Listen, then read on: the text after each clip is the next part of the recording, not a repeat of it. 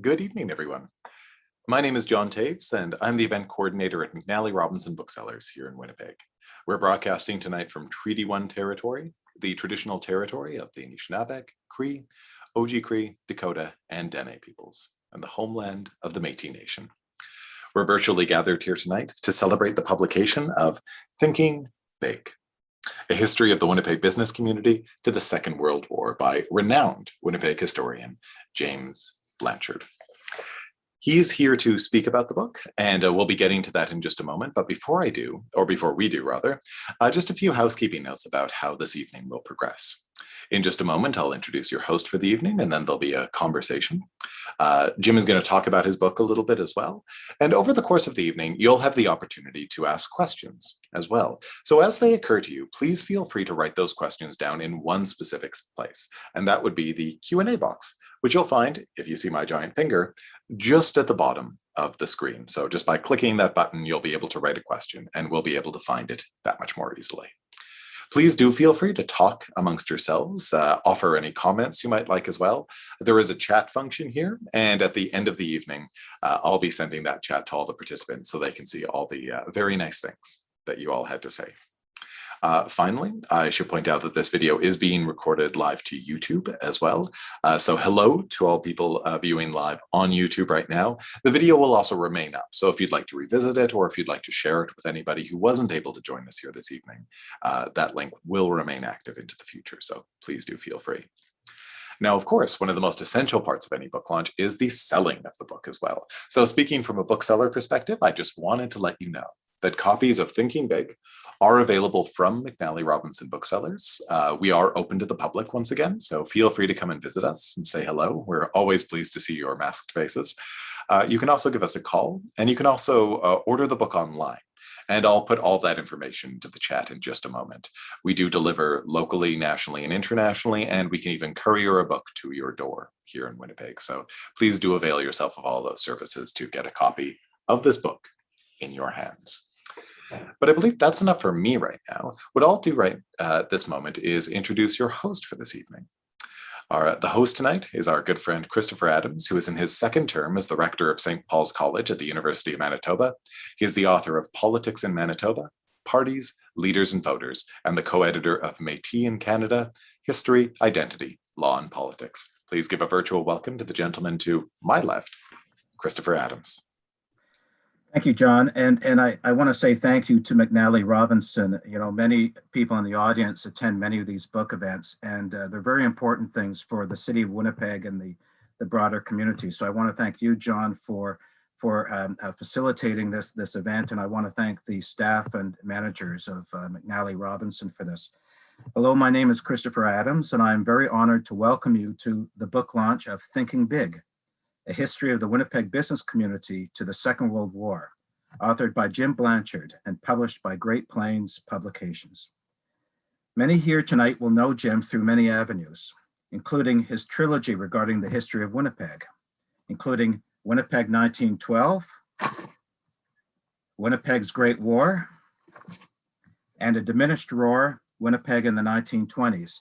These books I've read over, one or two of them I've read twice over, and I was so excited to see this new book come out because of my appreciation, and many people in the audience, our appreciation for Jim's work on the history of our city and surrounding areas.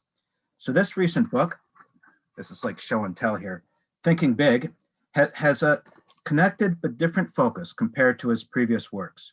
That is, it focuses on our business community from as early as the rise of the Hudson Bay Company and the fur trade up to the Red River settlement, but then the bulk of it deals with the provinces, with Winnipeg's business community in Manitoba after Confederation. And there are three solid sections in there that deal with that. The first deals with the 1870s and the 1880s, and what is some people call the land boom years and the beginning of the real wheat trade era. Then the second section is 1900 to the 1920s, the years in which many industries grew, including agriculture and food, retail, lumber, but it also included the Winnipeg 1919 Winnipeg General Strike. Then the final major section on the business history in Winnipeg deals with the 1920s and the 1930s, an era in which there developed an expanding garment industry, insurance, energy such as hydroelectricity and gas. And there are many opportunities during this era, but as you know, also many, many serious challenges during the Depression era of the 1930s. So in this work, Jim brings us a better understanding of business in Winnipeg, with many aspects that have not received the scholarly attention this business sector deserves. To quote Gail Perry, who wrote a review of Thinking Big published in last Saturday's Winnipeg Free Press, she writes that it is, quote, now especially topical as the COVID-19 pandemic underscores the vast impacts and fragility of commerce. Thinking Big clearly sets out the backstories of many who helped build our city. Their vision and perseverance in good times and bad are inspirational as we press on taking care of business, unquote. Now, a little bit about Jim as an order. Many of us who have taught and worked at the University of Manitoba over the past years, as well as those among us who work and teach at St. John's College and St. Paul's College at the Fort Garry campus, know Jim as a thoughtful and caring manager of library activities. After his retirement, the University of Manitoba recognized his long service to the community when its Board of Governors bestowed on him the formal title of Librarian Emeritus. Many of those here today will also know Jim through his volunteer work with the Manitoba Historical Society, including his service as a past president. As would many of those who are zoomed in here for this book launch would confirm, Jim Blanchard is a valued friend, writer, historian, and scholar whose placid demeanor shows us the truth behind the expression that still waters run deep. Thank you, Jim, for your ongoing contributions to our collective memory as an urban people, and thank you for writing this book, Thinking Big. So I'll put it over to you, Jim, to talk about your book.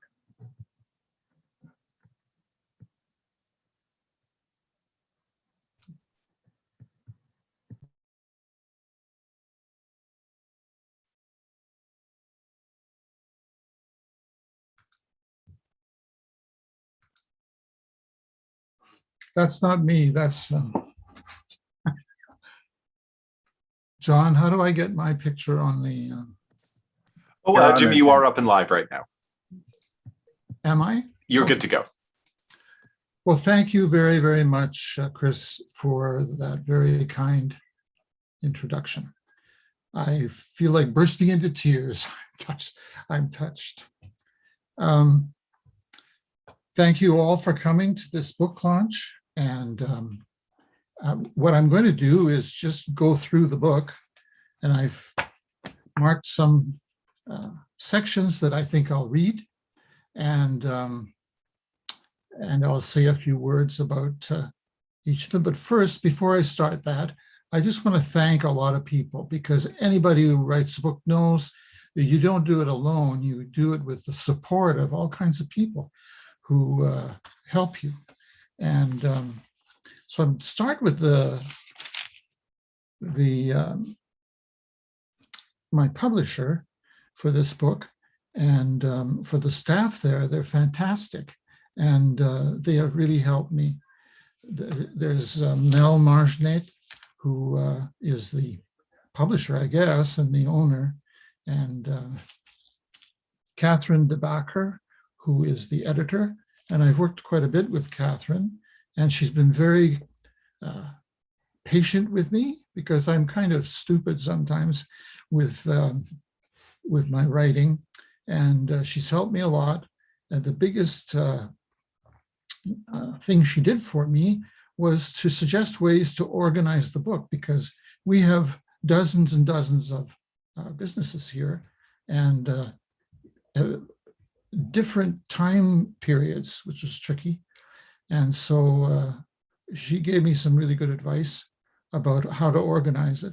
Sam McKinnon was previously the public relations person, and she got a new job, and so she's not here anymore, but she also was very helpful.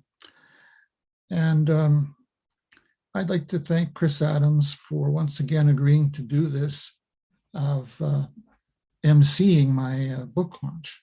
I've known Chris for a long time. I worked for him as in the St. Paul's Library. He was very nice to work for.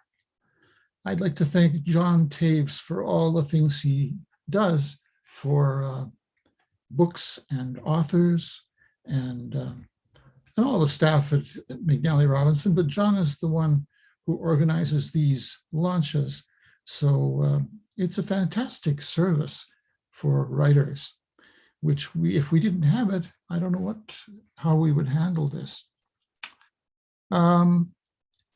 Very, very important in this book is my partner, Mike Nesbitt, who asked me to write the book in the first place.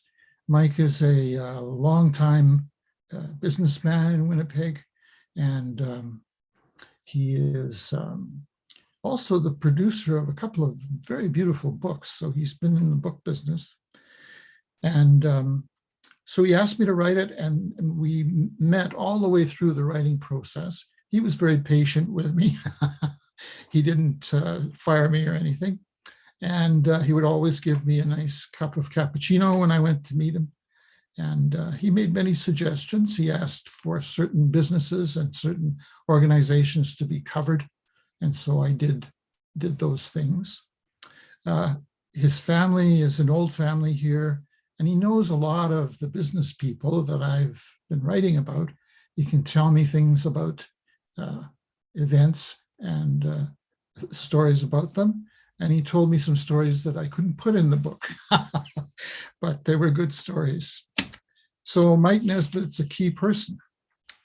Who else? Oh, and Relish Design, who are the outfit that designed this book. I must say it's a very beautiful book. It's very clean, and I was really happy when I got my hands on it because of the way it looks. So I think that's everybody I was going to thank.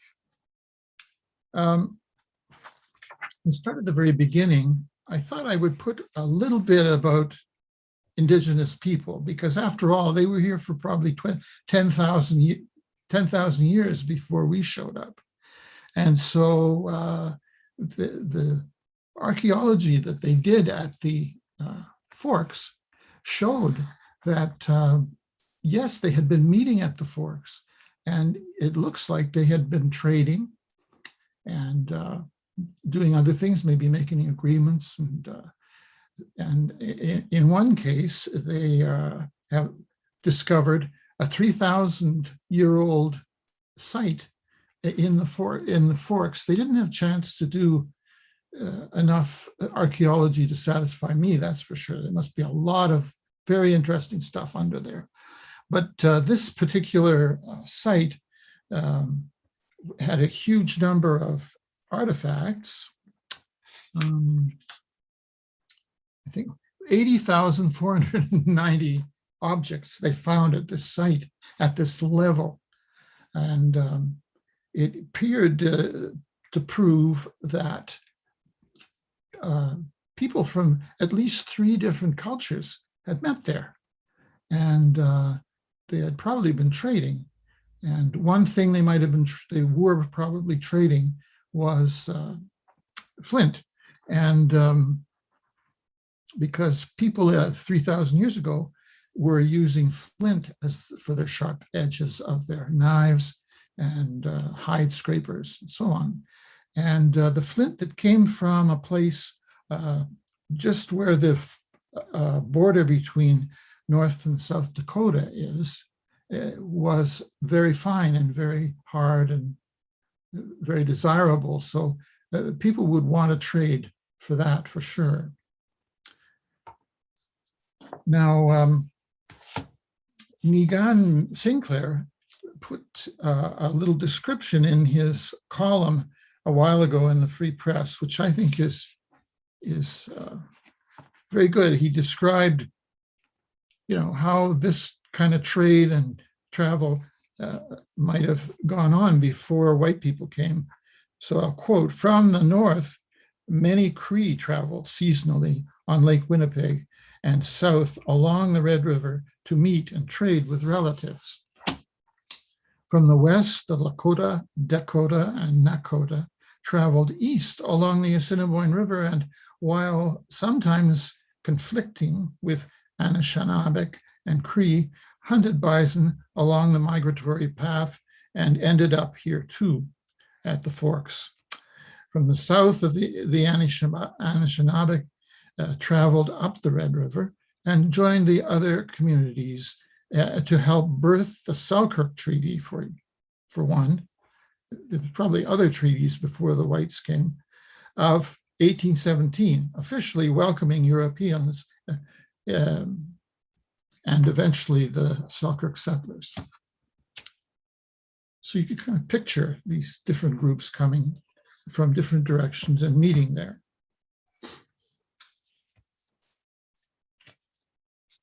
Next, I talked about the Hudson Bay Company and the Northwest Company. And it's interesting that the first business in this area was a big business with a headquarters in London. And of course, this was true in a lot of parts of the British Empire, the East India Company, and there was another company that traded in the east end of the Mediterranean. So this was often what came first, a business, a company to trade before everybody else, the soldiers and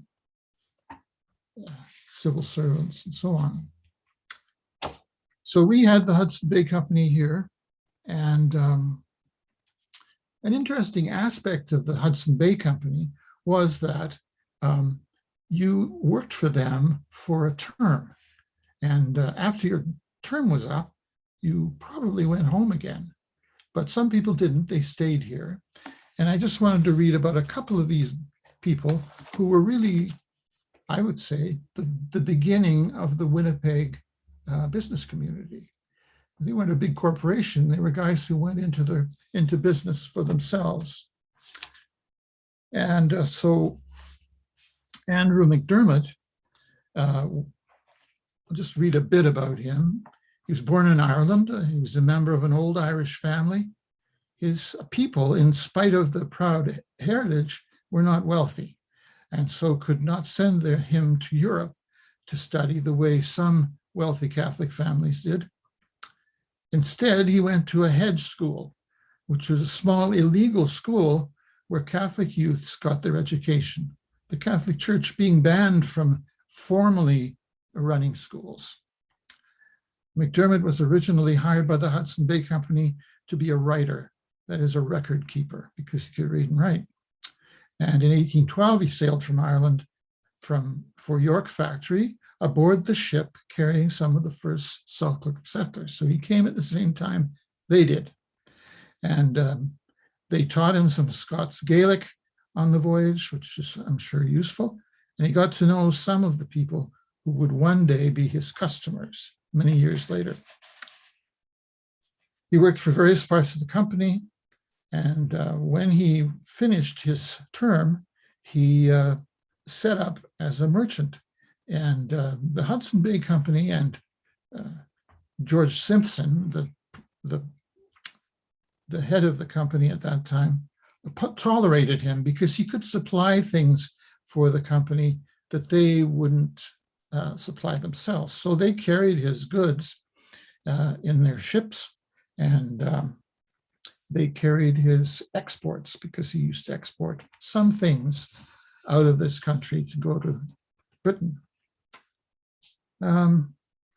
He lived on his own land, and he gained title to land that was part of the Selkirk estate. And he also had lots in St. James Parish, St. Charles Parish, way to the west, and in St. Boniface. So it was possible for these guys to buy land. He built water mills on Sturgeon Creek and Rowley's Creek. He had a windmill on his farm where his house and store were also located down close to the Red River in probably in the area where the museum is now. And the Mcdermott children he married a woman who was Sarah McNabb, and she had Scottish, Cree, Ojibwe ancestors, and she helped her husband learn the Indigenous languages. His children married into many of the other independent trading families in Red River. So the business community then was linked by these marriages, lots of Métis people. So that was him. I won't say much more about him.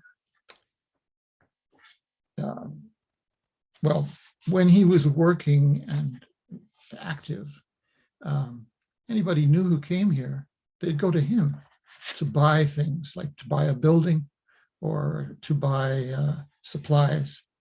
So he was important for newcomers. Another person like this is A.G.B. Bannatyne. He was born in the Orkneys in 1829, so he was younger. When he was 14, he entered the service of the Hudson Bay Company because his grandfather and his father, and I think his uncle, have all worked for the Hudson Bay Company. And once again, he worked for the company for his term, and then he came to Red River, and where he set up a store and began to supply the company with things that they couldn't supply for themselves. He married Mcdermott's daughter, Annie, one of his daughters. So the two families are joined together. He became a free trader, and from time to time, this led to conflicts with the company. Sometimes the company would change their mind about these guys, and depending on who the person was. But he went as far as to have his case heard in one case in the House of Commons in London. So, and the company lost. In 1858, at the age of 29, Andrew Bannatyne opened a dry goods business on Post Office Street, which is now called Lombard Street. And in addition to selling merchandise, he continued to trade furs. So the fur trade was still connected to the business community. And for quite some time, anybody running a store on Main Street would also buy furs. And they were supposed to buy it. They were supposed to sell them to the Hudson Bay Company. And I guess a lot of the time they did. Bannatyne was a really transitional figure because he started this way, and the traditional way that his family had worked for the company, but he moved into retail on Main Street. Then he also had various jobs in the Red River government, and at one time when he was old, he actually ran for Parliament and sat in the House of Commons for one term. So that's Bannatyne, and there were a lot of interesting people like that who came here before the big influx of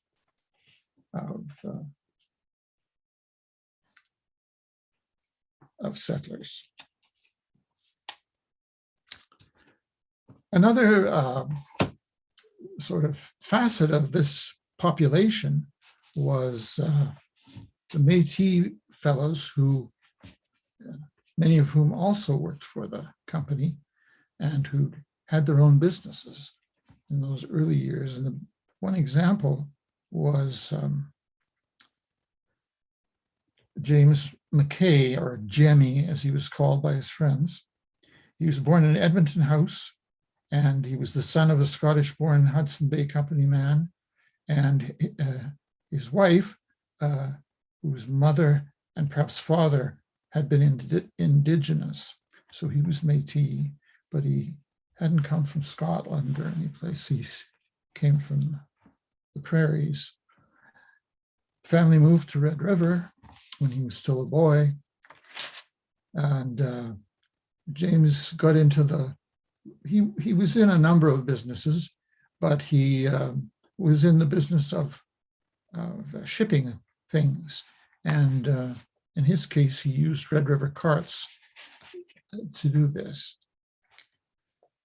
And what was the year for this? In 1859, Martin Marble, who was a journalist who wrote for Harper's Magazine, and for some reason he was here. I don't know what he was doing wandering around, but I guess he was in part of a party that was moving across the prairies.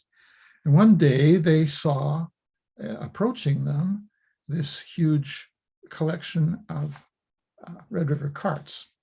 And he described it this way. And he described Mckay, who was in charge of that Red River cart group that was going to St. Paul. Presently, we saw galloping ahead of the train a young smart. I don't know what that young smart means. I guess it meant that he was smart looking. The rider, young Mckay, who was as captain of the train, sat his horse finely. His clear bronzed face was set off by a jaunty cap. He wore a checked flannel shirt, and each shoulder bore its fancy wampum bead belt that suspended the powder horn and the shot pouch. He had upon his feet moccasins worked with beads and quills, and carried in hand a short-handled riding whip with a long, thick last of buffalo hide. So a very romantic figure. And this guy from New York described him. He also had a career. He ended up in the government, the first government of Manitoba, and he kept out of the Riel situation because he didn't want to offend anybody on one side or the other. He went to the States to keep out of the way.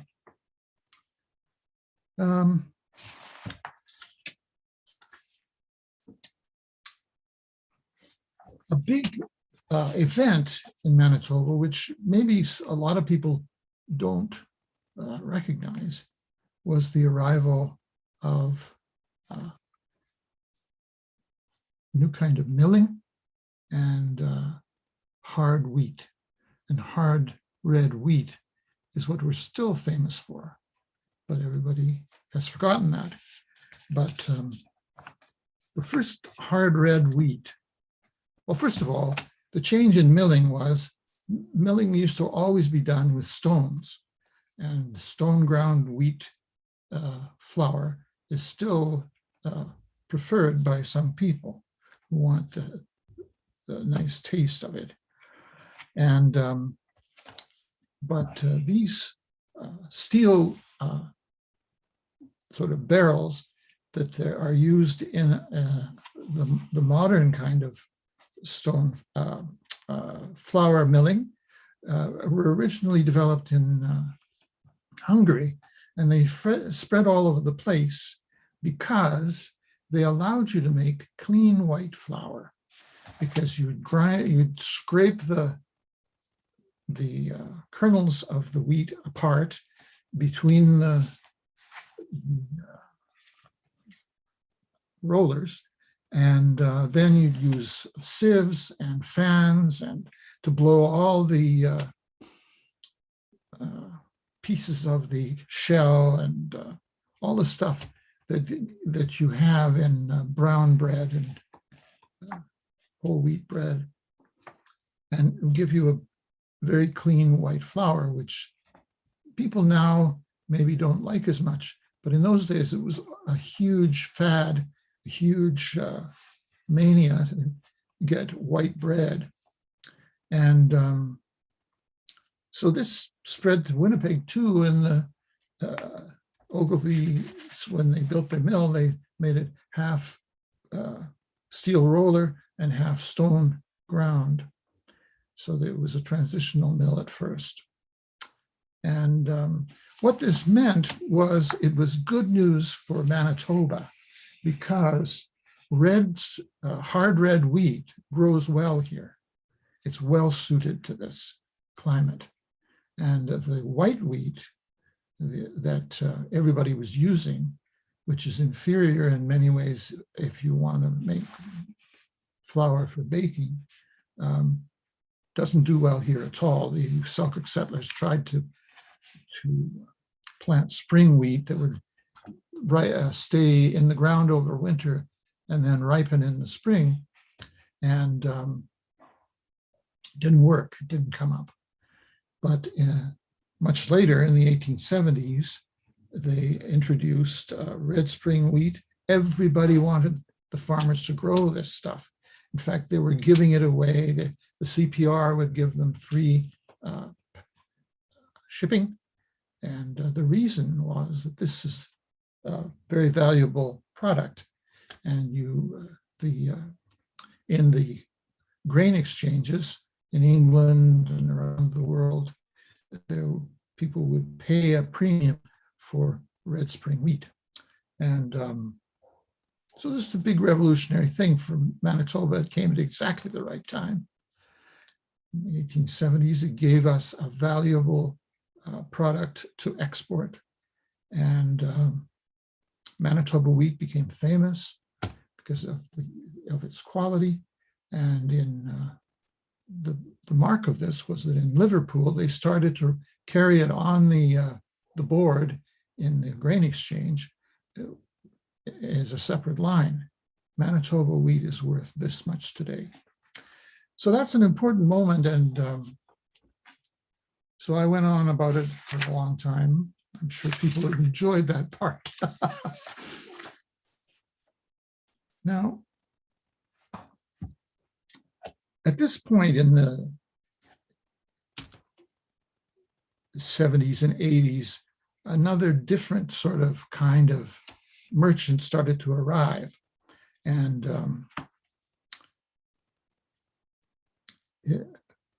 one thing that happened was that on Main Street, the retailers outnumbered their customers because it was still a very small city and there were too many stores. And people actually commented on this.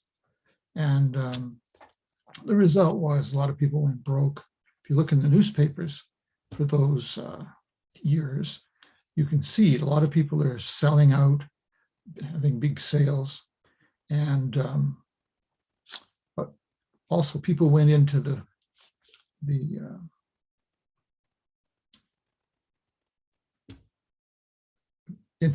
business, wholesale business, selling goods to people out across the prairies. And but a lot of these people that came were from Ontario, but some of them weren't. And I'll just read a bit about David Young, who's a very interesting character, but he didn't, he lived here for a while and he made a lot of money. So he was born in Glasgow and he did all sorts of things. He was a sailor on the Great Lakes.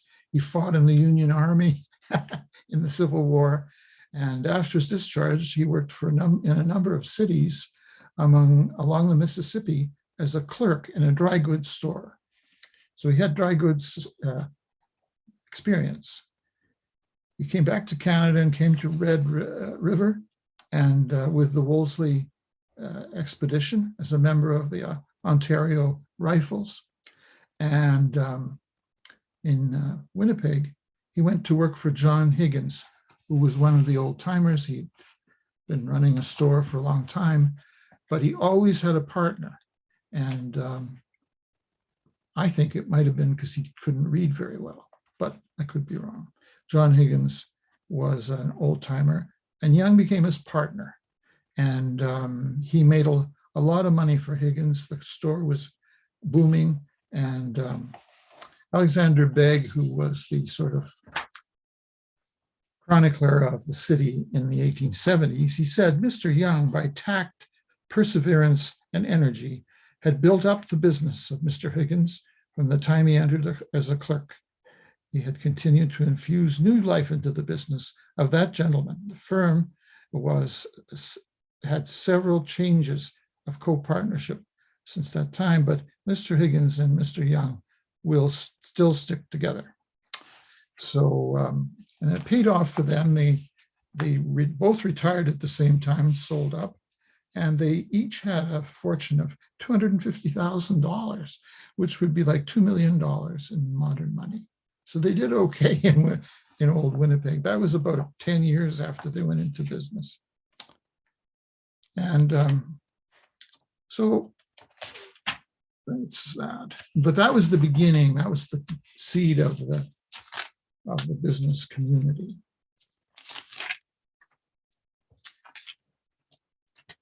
It's 22:08.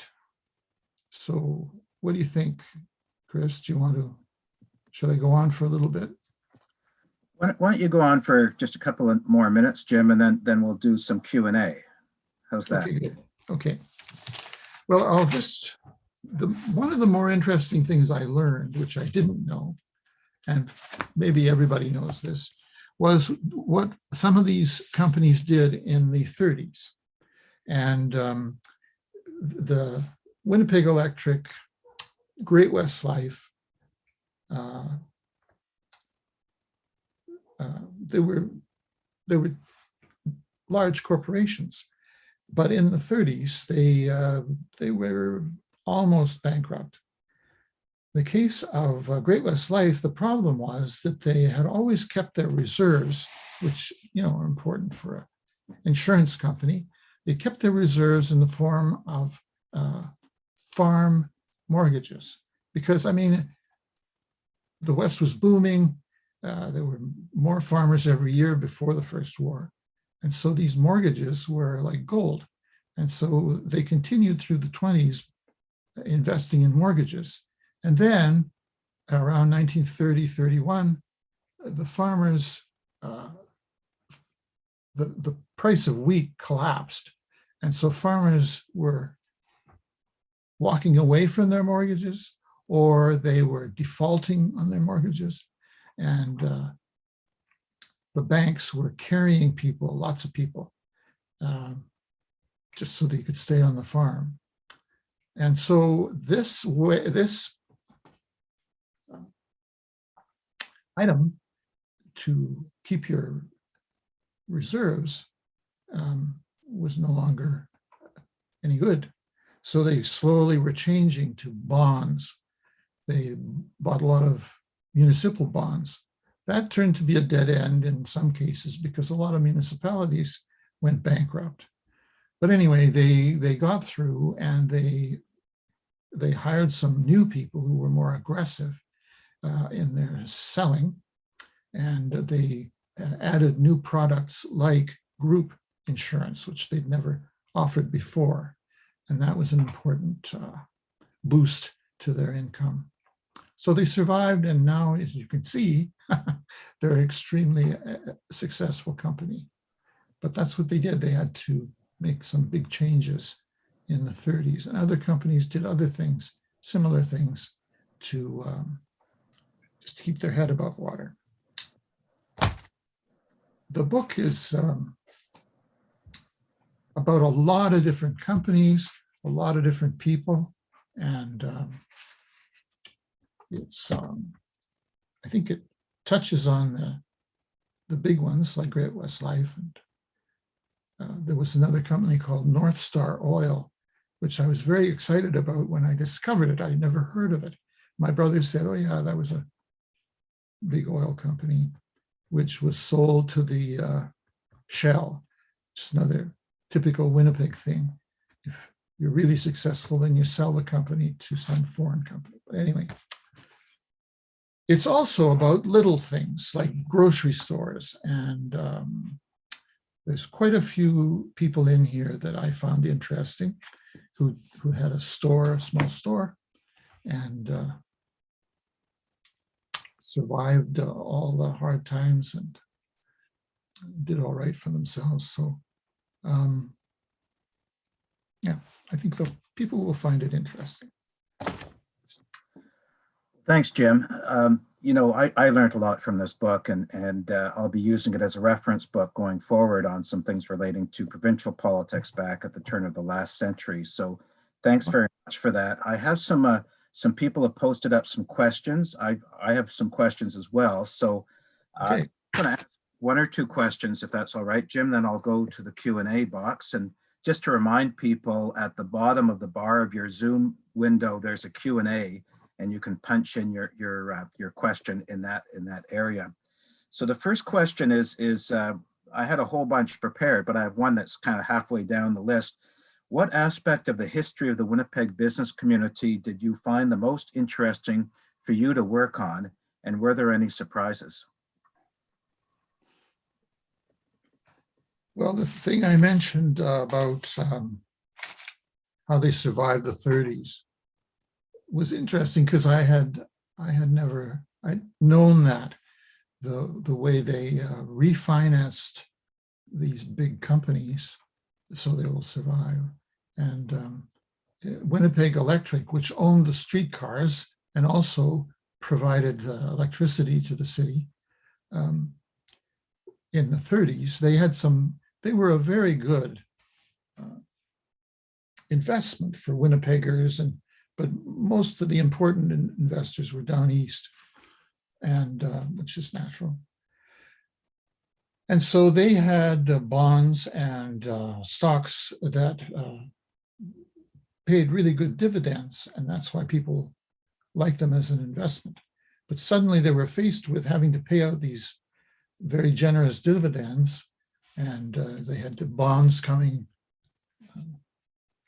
due, and they didn't have the money to pay the dividends. So what they did is they asked their shareholders, will you give us back your shares and your bonds, and we will sell you, or we will exchange with you bonds and shares that have lower interest, that are easier for us to meet our obligations. And that way the company will survive. And people did that.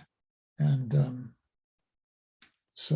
it did help them to survive. They survived long enough to last into the 50s, when they sold out to the city of Winnipeg.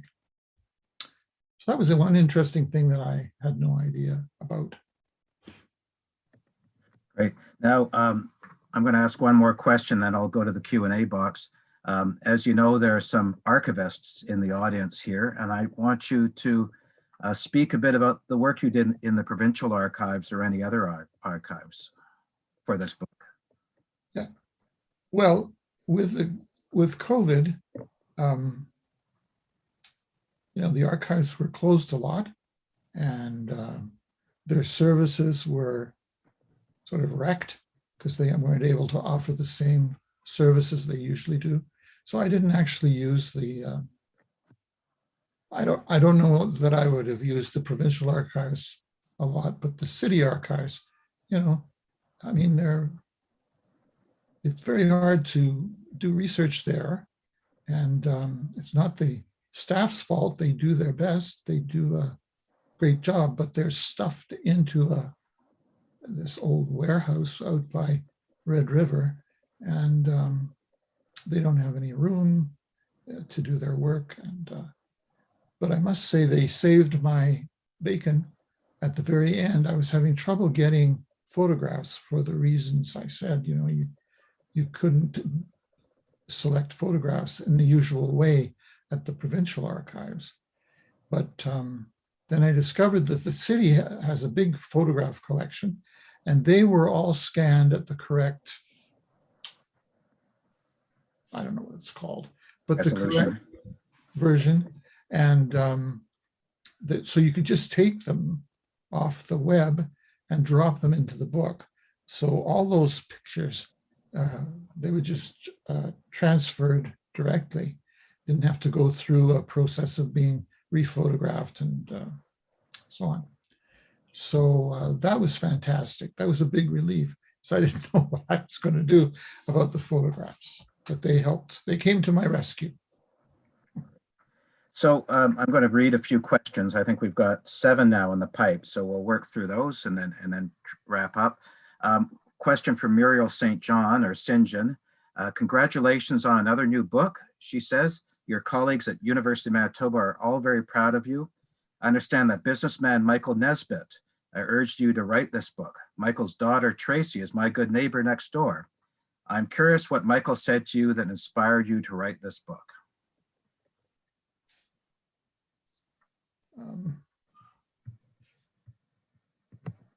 Well, I think he's just an interesting guy, and he knows a lot of stuff. And so I thought it would be fun to work with him, and it was. And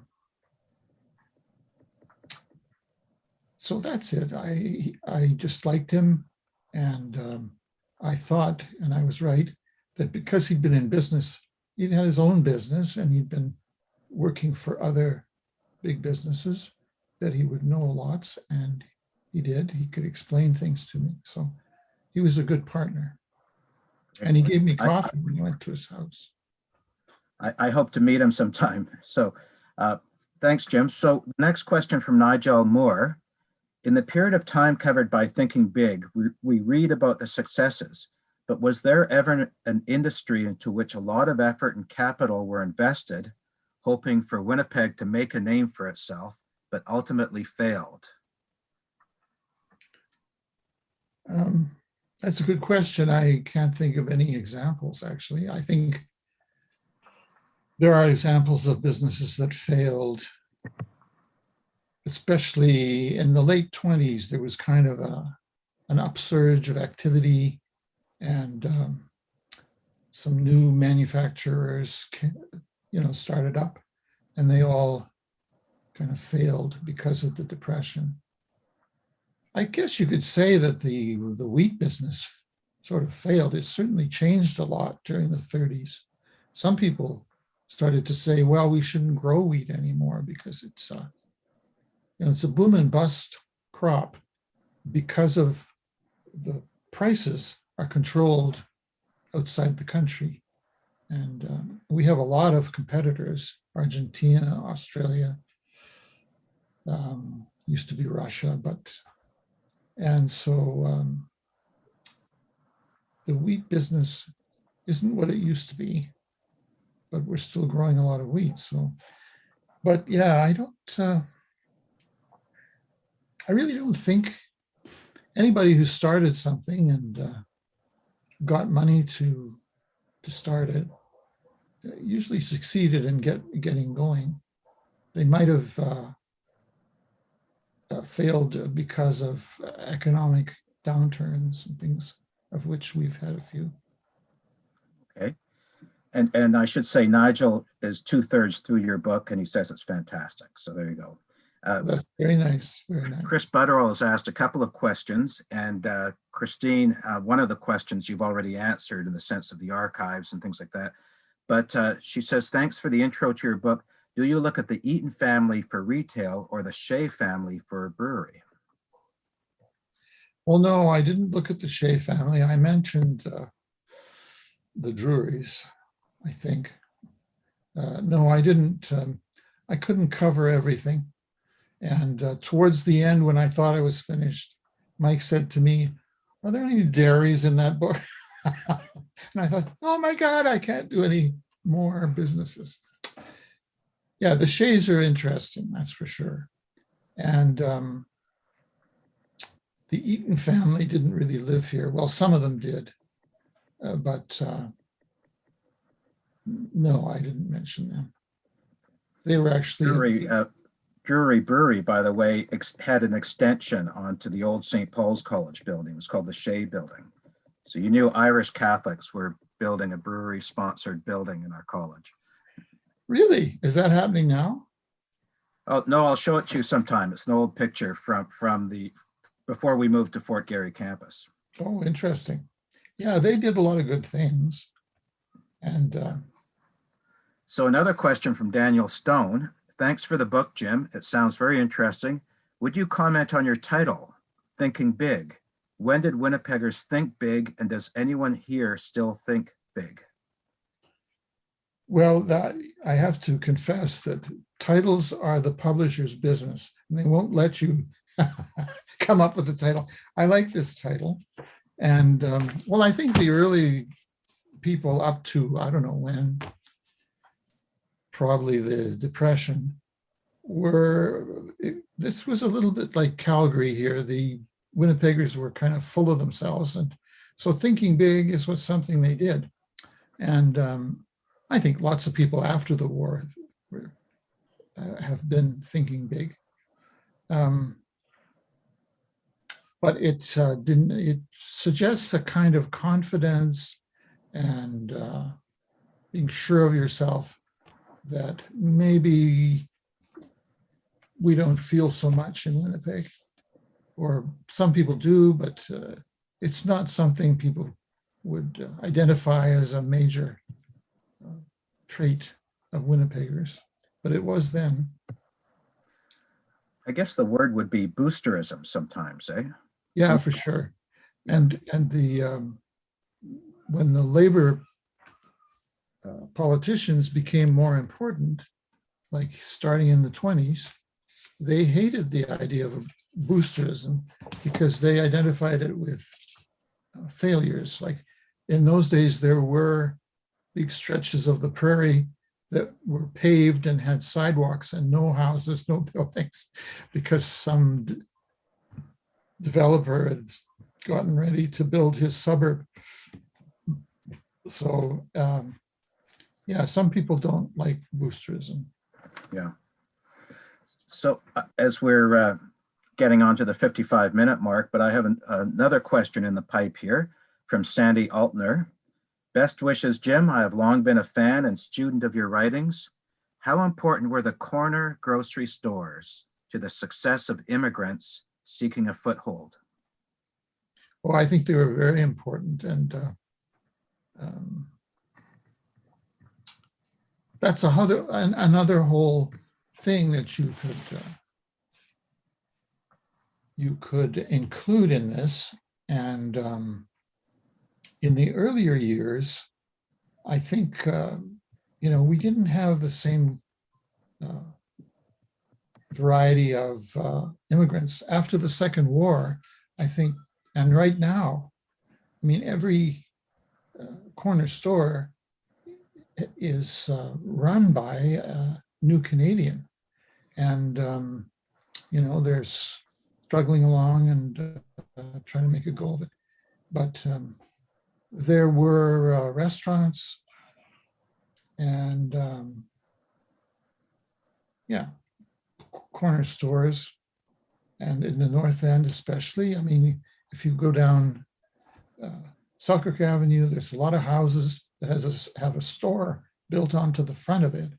And that's what that is. And some people are still in business there. And it's a very important part of the economy. And I think a lot of immigrant families, everybody in the family had to go out and work. The kids would go to school, as long as they could, but then they'd be expected to get a job in Eaton's or someplace, and the family might have a store built onto the front of the house. And yeah, it's important. I don't know if anybody kept records of their income and their contribution to this city's economy. I don't know, but I did mention a couple of people who owned grocery stores, and they were, one of them was from Ontario, but he was kind of doing that, and he made a success of it. Great. Well, Jim, that's it for the Q&A session. I'll pass the baton back to you if you have any final comments before we move it over to John. No, I don't think I have any more comments. It's very nice that people came to this launch and said so many nice things. And I still enjoy a real book launch in McNally's, so I can see people, and then afterwards they come up and talk to me. We can have a drink, and I prefer that. But John does a good job with this, and this has gone very smoothly, I think. And I just don't think I'm very dynamic on the Zoom screen. But anyway, thank you very much, all of you, for coming. Marshall McLuhan would have appreciated your performance tonight. Thanks, Jim. Over to you, John. Thank you so much, Chris. And thank you again, Jim, for sharing all your words and all the incredible research and writing that went into thinking big as well. Just to end the evening, I'll offer continue the gratitude in just a moment, but I did want to remind you all again that copies of Thinking Big are available from McNally Robinson Booksellers. So please do come visit us. As you can see, we are amply stocked with copies, and it is a fascinating look at the early history. And those of you who have engaged with any of Jim's books in the past will know just what an incredible ability he has to synthesize history and make it incredibly approachable and fascinating. So this book is absolutely no different. So please do come visit us, give us a call, or order online, and we'll be sure to get one in your hands. I'd like to close the evening by thanking, of course, Jim Blanchard for writing the book and giving us a reason to gather, Great Plains Publications for putting it out and helping with all the planning and the marketing of this event as well. And of course, Chris Adams for his sterling hosting. It's always such a pleasure to work with Great Plains, Jim, and Chris. So having the three of them together was just really wonderful. And so grateful to all of you. Thank you to all of you as well for spending your Wednesday evening with us. If you would like to revisit any aspect of this video, it will be remain live on YouTube. So the link that was on your invitation will be active. And I'd like to thank all of you out there as well who are watching right now on YouTube, both presently and in the future, for joining us. So huge thanks to all of you for engagement, your questions, and have a lovely night, everyone. Take care.